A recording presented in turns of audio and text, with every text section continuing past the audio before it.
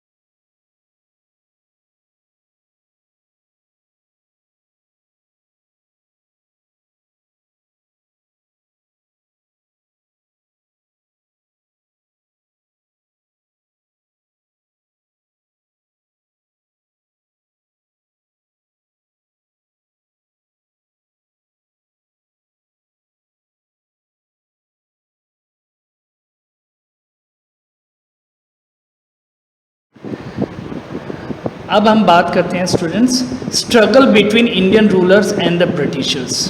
Indian rulers जो Indian Kings और queen's थे उनके और ब्रिटिशर्स के बीच में जो स्ट्रगल, जो संघर्ष हुआ, उसको हम वन बाय वन अलग अलग हेडिंग में पढ़ेंगे। इसमें जो मोस्ट प्रोमिनेंट है वो हम डिस्कस कर रहे हैं, उसमें से पहला है battle of Plassey. Battle of Plassey क्यों लड़ा गया, कैसे लड़ा गया, किस किस के बीच में लड़ा गया, ये कुछ क्वेश्चंस हैं जो इसमें अराइज होते हैं। तो हम पहला पढ़ते हैं, it was fought between the Nawab of Bengal and the britishers. Battle of Plassey किस किस के बीच में फॉट करा गया, Nawab of Bengal and the britishers. अब कब हुआ, it took place on 23 June 1757 AD। Battle of Plassey कब हुआ था, 23 जून को 1757 में, ईयर 1757 था। अब उसमें विक्ट्री किसको मिला, the Britishers emerge as victorious.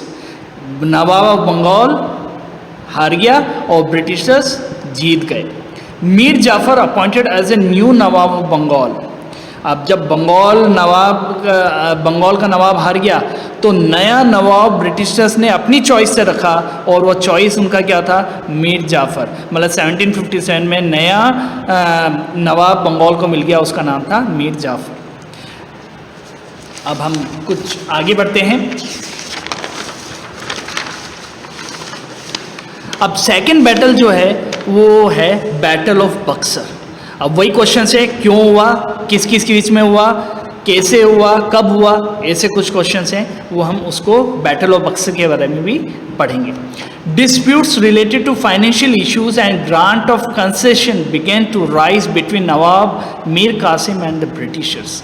Mir Qasim, अब बैटल ऑफ बक्सर भी कहाँ लड़ा गया, बंगाल के लिए लड़ा गया, क्योंकि बंगाल उस समय एक बहुत बड़ा ट्रेडिंग और बिजनेस हब था और कैलकाटा बहुत बड़ा फाइनेंशियल हब भी था।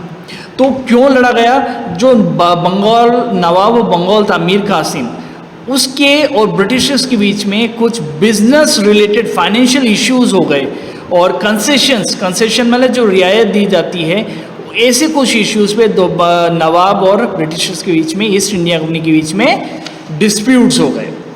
अब सेकेंड बैटल कब लड़ा गया, battle took place on 22 October 1764। Year कौन सा था, 1764, बैटल ऑफ बक्सर 1764।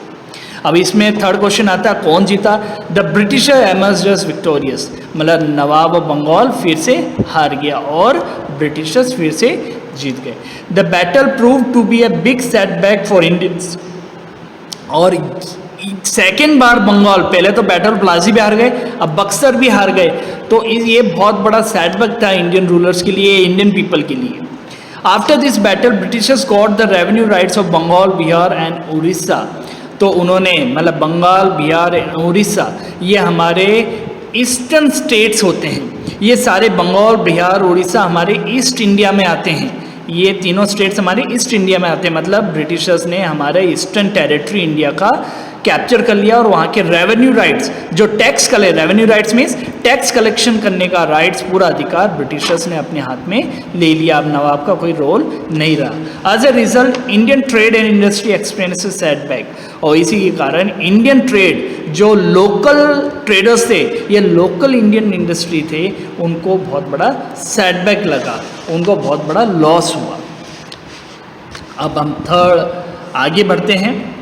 अब बंगाल से बाहर निकलते हैं। अब 18th सेंचुरी में जो सबसे बड़े एम्पायर बन के उभरे थे वो थे मराठास। तो हम मराठा के लिए पढ़ेंगे, struggle of the britisher against the Marathas. अब मराठा कब पावर में आए, कैसे उनके बीच में स्ट्रगल हुआ, वो हम थोड़ा सा पढ़ेंगे। In the 18th century the Maratha were a major power in India. 18th century में, मतलब 1701 से 1800 सेंचुरी में इंडिया में पावरफुल बन के कौन उभरा, मराठा डायनेस्टी उभरी। But after the Battle of Panipat on 14 January 1761 AD, Maratha power suffered a setback. अब मराठा का भी बैटल ऑफ पानीपत, ये बहुत ही फेमस बैटल है, उसमें मराठा को काफ़ी लॉस हुआ और उनको, उनकी जो स्ट्रेंथ थी आर्मी की या फाइनल पोजीशन जो थी वो काफ़ी डगमगा गई थी, और इसी का फ़ायदा बाहर का थर्ड पर्सन उठाता है। वो थर्ड पर्सन कौन था, ब्रिटिश ईस्ट इंडिया कंपनी थी। अब देखते हैं हम क्या करते हैं, क्या हुआ उस समय बैटल ऑफ पानीपत के बाद only the Marathas were capable of stopping the Britisher from occupying India. 18th century में अगर मुगल के बाद जो मराठा एम्पायर जो था, सबसे पावरफुल कौन था? मराठा डायनेस्टी थी। तो ब्रिटिशर्स को कौन रोक सकता था इंडिया में? मराठा रोक सकते थे, वही कैपेबल थे। बट ब्रिटिशर्स बहुत मतलब क्या स्मार्ट थे। उन्होंने जब पानीपत का बैटल हुआ, मराठा की फाइनेंशियल पोजीशन खराब हुई, तो उन्होंने क्या सोचा? Now the Britishers they are searching for opportunities to establish their domination over the Marathas. उन्होंने जब फाइनेंशियल पोजीशन मराठा की डगमगाती देखी, आर्मी सेटबैक होती देखी, तो उन्होंने एक मौका देखा। अपॉर्चुनिटी का मतलब ना मौका, तो मराठा को हराने का उन्होंने एक मौका पाया। उसका मौका उन्होंने कैसे ढूंढा? इन 1772 AD after the death of Peshwa Madhavrao, Peshwa the king, the super king, Maharaja of Maratha, उसका नाम था माधवराव। उनकी डेथ हो गई 1772 AD में। अब नेक्स्ट पेशवा कौन बनेगा? His brother Narayan became the Peshwa. Next ruler कौन बना? उनका छोटा भाई नारायण। अब देखो यहाँ तक तो बात ठीक थी, लेकिन कुछ ना कुछ ऑब्लिगेशंस आ ही जाते हैं। उनके जो चाचा थे, माधवराव के जो चाचा थे, that is Raghunath Rao, who was the uncle of Madhavrao, desire to become the Peshwa. लेकिन रघुनाथ राव जो उनके अंकल थे माधवराव के, उनकी माधवराव की डेथ के बाद रघुनाथ राव भी एक अपॉर्चुनिटी बन के निकला कि नहीं, उसको नारायण को नहीं बनने देना, मैं पेशवा बनूंगा। तो एक यही अपॉर्चुनिटी ब्रिटिशर्स वेटिंग कर रहे थे। The britishers found this as a opportunity to divide Maratha kingdom. अब मराठा भाई मतलब मराठा को आपस में डिवाइड एंड रूल की पॉलिसी उन्होंने अपना ली। On 6 March 1775 AD treaty of Surat took place between the britishers and the Raghunath Rao. 6 March 1775 treaty of Surat, ये याद रखना, ट्रीटी ऑफ सूरत कब साइन हुआ? 1775 AD। और ये किसके बीच में साइन हुआ?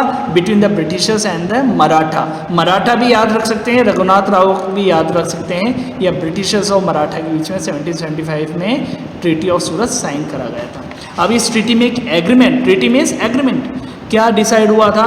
According to this treaty the Britishers would help Raghunath Rao in becoming the Peshwa. उन्होंने रघुनाथ राव के क्या लालच दिया उसको? बोले कि नारायण को नहीं बना के तुमको पेशवा बना देंगे, हम तुम्हारी पूरी हेल्प करेंगे। This proves the struggle between the Marathas and the Britishers unavoidable. और इसी कारण से मराठा और ब्रिटिश आर्मी के बीच में स्ट्रगल या बैटल होना के मतलब कंडीशंस रख दी गई।